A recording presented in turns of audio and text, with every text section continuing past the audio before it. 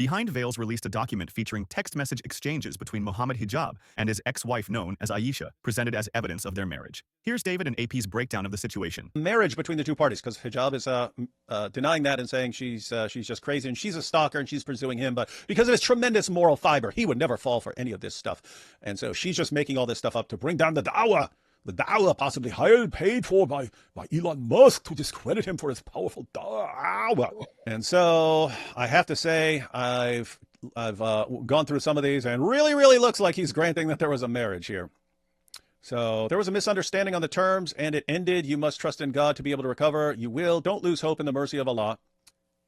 She said, I don't want you to text me again, please. You have completely destroyed my life, every aspect of it, and so on. So, Mohammed HIJAB is talking to her, and she's saying she doesn't want to hear from him anymore. If that were reversed, that would be taken as, you see, this proves that she's a psycho stalker.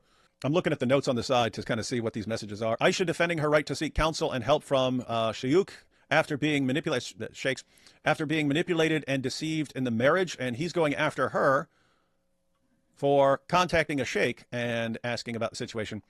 And she says, what happened was atrocious, and the impact that it had on my health, both physically and mentally, is big. I think I should have the right to ask for fatwa or help. I still suffered in silence for many months without talking to anyone. I did not talk about you by name and details to anyone other than Mohammed. So that's the sheikh that they were talking about.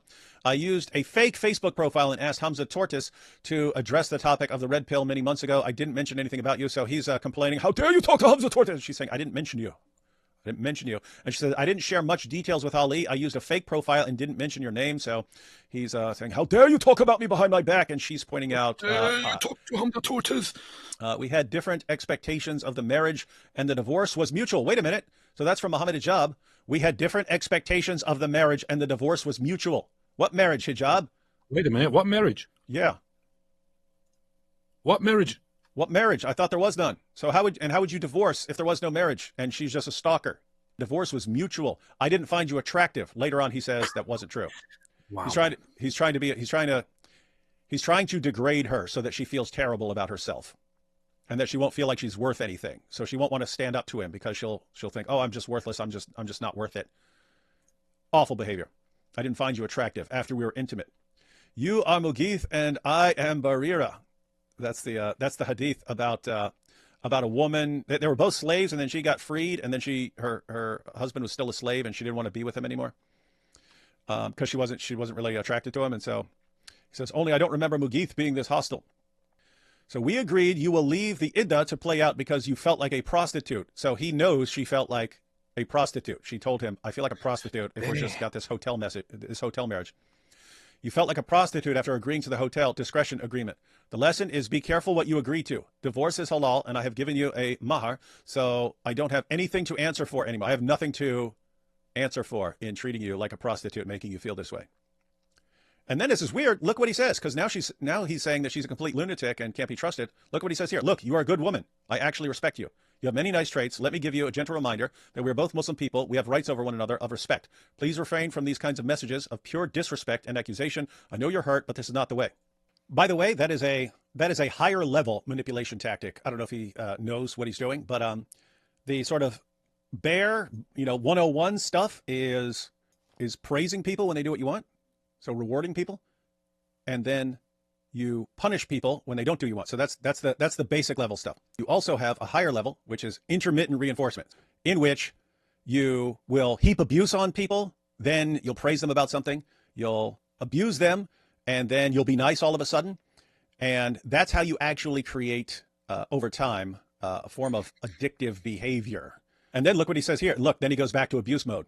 So she's saying, Ya Allah, wallahi, I was up to this point still trying to find excuses for you. Then you start charging against me with all this. And then what's he say? Do you want a hotel marriage with Mohammed Taurin?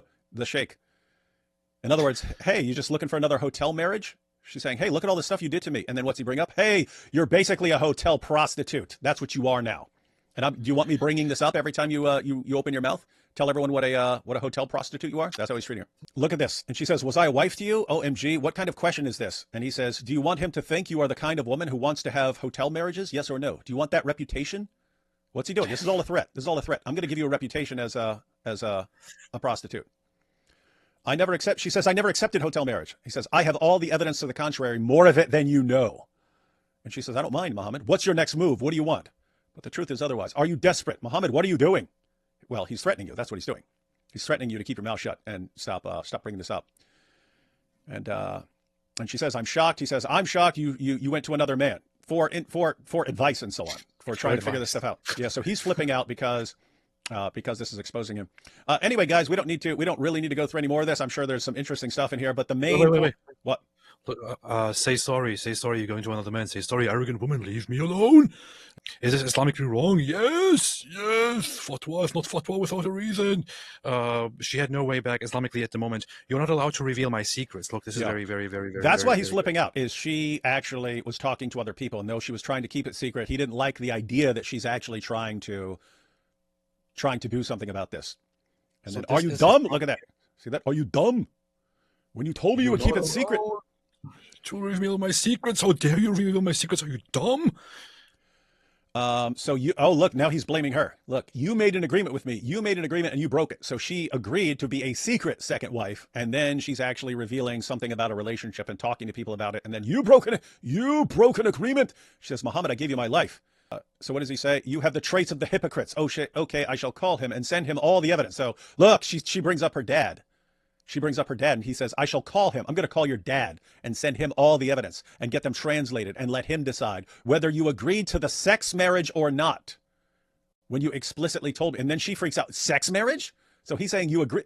What is it? Like everything Mohammed Hijab said he didn't do and that she's lying about is all right here. Talking about the sex marriage and saying you agreed to the sex marriage. What sex marriage, Mohammed Hijab?